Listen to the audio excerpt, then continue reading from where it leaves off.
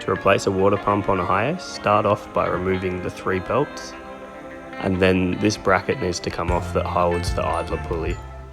Unbolt the viscous hub from the water pump, and then remove this pulley, and then separate the fan from the viscous hub itself so that you can maneuver the 2 pieces individually out without having to remove the radiator shroud.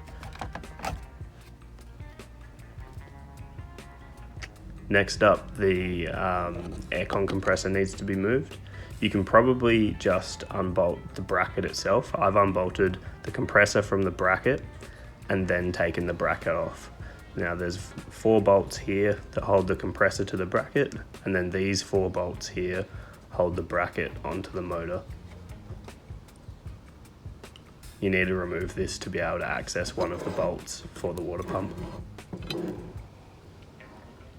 Now you can start to drain your radiator and remove hoses if you're replacing hoses, things like that. Your water pump can now be unbolted.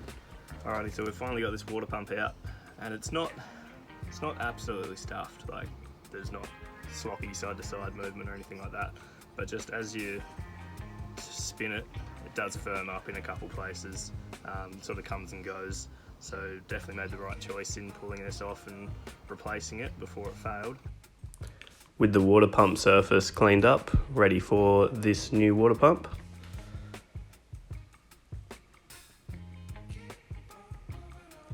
We can grab our torque wrench out and pop our new water pump on.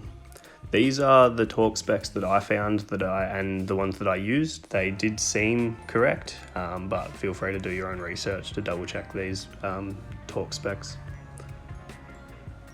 If you've got new radiator hoses or thermostats or things like that, chuck them back in, and then once you've finished chucking those in, put your aircon compressor back onto the motor.